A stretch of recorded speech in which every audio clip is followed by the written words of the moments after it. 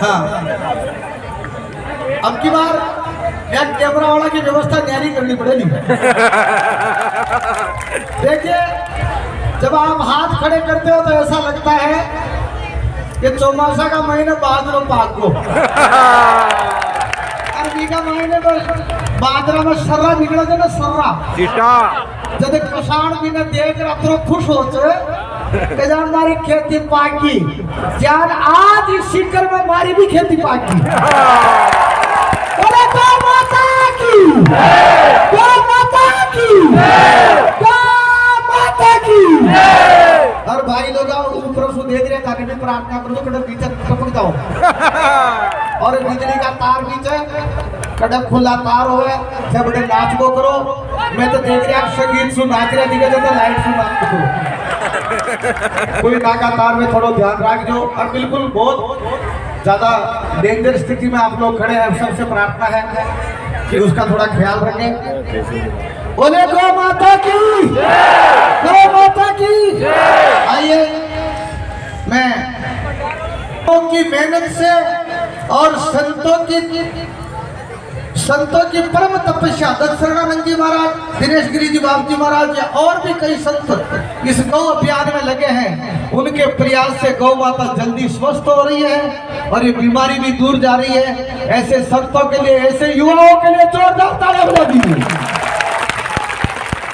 और हमारा सत्संग करने का मकसद यही रहता है कि गाय बचनी चाहिए।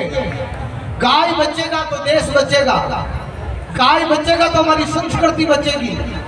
गाय की सेवा होगी। नोटिस आ गई। ये आपको निवेदन करूं, अभी पिछले चतुर्मास में पूज्य चरण दत्सरणानंद जी महाराज अहमदाबाद पधारे थे चतुर्मास करने के लिए। साबरमती नदी के किनारे वहां खाली जगह पड़ी थी 200 बीघा। पूज्य चरण दत्सरणानंद जी महाराज ने किसी सेवक को कहा कि आपकी जमीन पड़ी है, यहाँ हम चतुर्मासा कर ले 2 महीने के लिए। तो उस सेवक ने कहा महाराज माफ करिएगा, वो तो मैंने कल ही उस जमीन को बेच दी 58 करोड़ में। तो बाप जी महाराज ने कहा तो बेच दी तो कोई बात नहीं, आपने क्या किया? बोले महाराज मैंने तो सही ले ली है और वो तो बेच दी, अब जमीन दूसरे की हो गई, वो चतुर्मासा करने दे या न करने दे। बाप जी महाराज ने कहा उससे पूछ लेना। वो रात में अपने घर गया और गौ माता ने ऐसा चमत्कार किया कि उसको तो नींद ही नहीं आई। सुबह बाप जी महाराज के पास आया और बाप जी महाराज को कहा कि वो जमीन बेचना मैंने कैंसिल कर दिया है, वो गौ माता के अर्पण कर दी।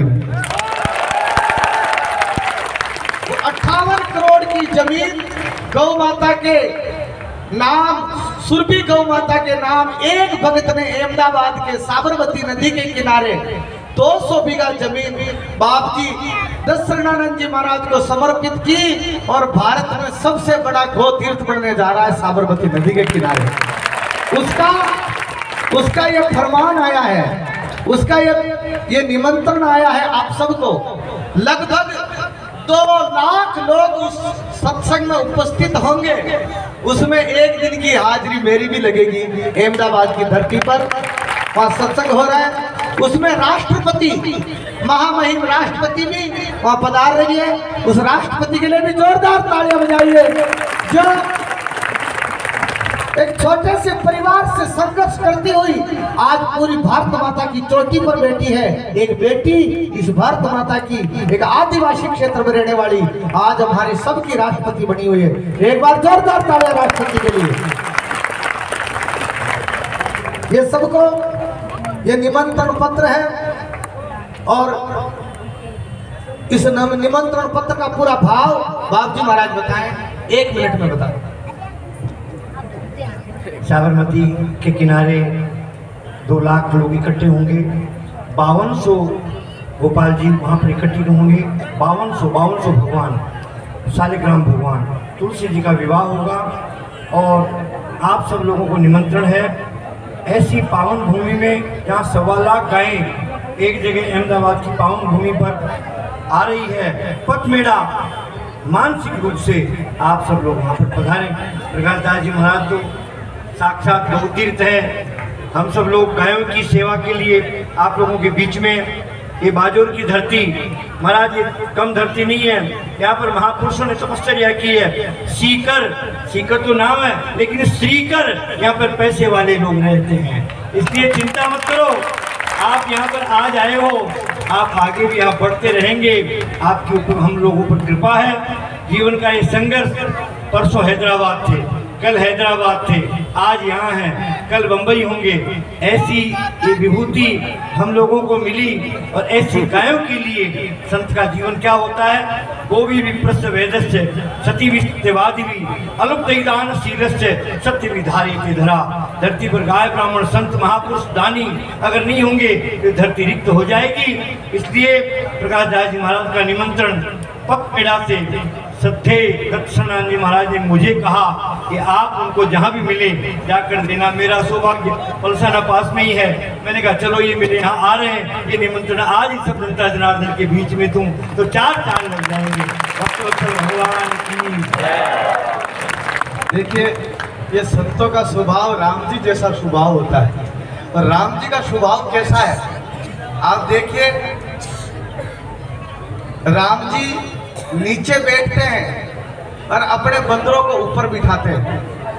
देखा होगा जब राम जी वनवास में गए थे तो राम जी तो पेड़ की जड़ों में बैठते हैं और बंदर डाली पे बैठते हैं। तो सेवक तो डाली पे बैठे हैं और राम जी जड़ों में बैठे हैं। ऐसे ही संतों का स्वभाव होता है। मेरे जैसे बंदर को डाली पे बिठा देते हैं, खुद जड़ों में बैठे हैं। ऐसे संतों के लिए जोरदार तालियां। और आप सबको निमंत्रण हो गया है, आप सब लोग उस कार्यक्रम में पधारे। संत बहुत बड़ा परिश्रम करते हैं। हमारा तो